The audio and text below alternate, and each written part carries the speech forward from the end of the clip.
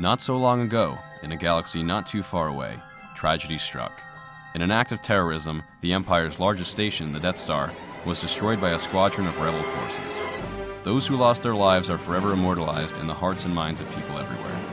Yet many residents of this galaxy give little thought to those who survived and the economic struggles they have faced and continue to face. Hi, I'm Bob A. Fett, and you're listening to Star Wars: Unemployment Strikes Back.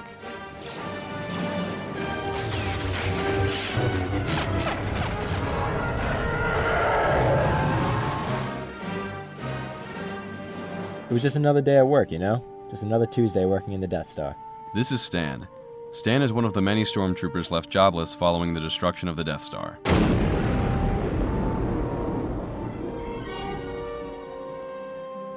Following the Rebel forces' final strike on the Death Star, unemployment skyrocketed to record heights, leaving Empire-aligned planets in a state of depression never before experienced. So, Stan, what did you do in your time working in the Death Star? What was your position?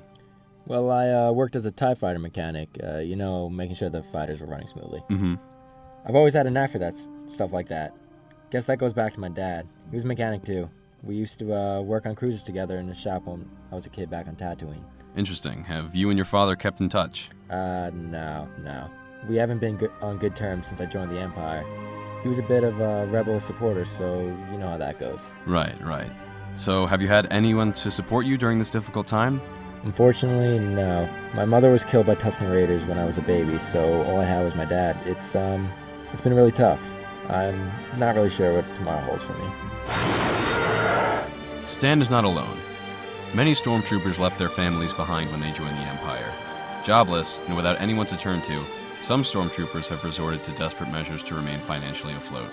Now we visit Phil, a stormtrooper turned prostitute. Excuse me, sir. Can we have a moment? Hey, baby. 50 credits and I'll polish your blaster. 100 credits and you have everything under this armor. No, actually, Come on. Let me give that old lightsaber a touch. No, I was just wondering if we could have a moment of your time. Sorry, baby. Time is money, and you do not want to see an Ewok pimp when he does not get his money. I'll have to take your word on that. Listen, all we want to do is ask a few questions about the loss of the Death Star and any effects it's had on your life. How has it affected my life? Well, take a look, compadre.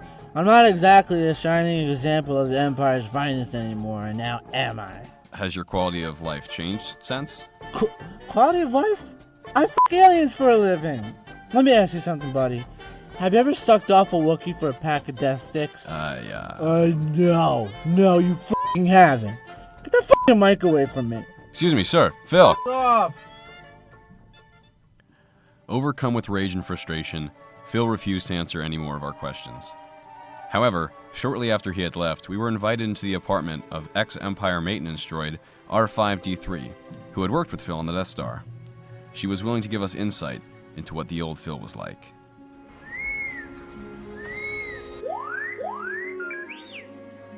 I remember working with Phil like it was yesterday. Quiet guy, a little short for a stormtrooper, but he was sweet. He didn't talk much, but he was always so polite to me. And I'm a droid, so that treatment wasn't exactly common. I don't even know what to say about how much he's changed since the bombing. It's like I don't even know him. He's not Phil anymore. I'm sorry, I can't talk about this anymore. It's okay, I know this must be hard for you. Thank you for your time. R5's description of Phil before this dark turn of events truly shows what an impact this tragedy has had on the lives of not only stormtroopers, but their droid co-workers as well. Yet, out of the darkness, some are managing to find light. We now return to Stan, in a much better position than when we last spoke. Stan has contacted his father, and finally has something to look forward to. It's good to see you again, Stan. Likewise. So, things are changing for the better, I hear. Yeah, I managed to reach my old man the other day. We talked things over and I'm heading back to Tatooine tomorrow. That's great, Stan. I'm happy for you. Congratulations. What's your plan once you get there? Well, I figure I could put my skills as a mechanic to use and work for him. Go back to what I love, you know? I finally feel like my life is back on track. I'm not alone in the galaxy anymore. It's almost like there's a new hope for me. Well, I'm glad to hear it, Stan. It's been a pleasure. Thank you for your time, and I wish you the best of luck in your future endeavors. You too. Thanks. Stan now resides on Tatooine with his father and his fiancée Jeanette, a Jawa he met in a local cantina. Stan had made it through this arduous journey, but not all stormtroopers are as lucky. Unemployed stormtroopers are suffering all over the galaxy. They helped conquer the galaxy, now you can help conquer their hardship. With a donation of 5 credits to the Feed the Stormtroopers Foundation, you can help make sure a stormtrooper doesn't go hungry tonight. It is unavoidable. It is your destiny. To make a donation, call 1-888-POWER of the Dark Side, or donate online at www.thisisthewebsiteyouarelooking.com. Thank you for listening. This is Bob A. Fett saying, never underestimate the power of donating to charity.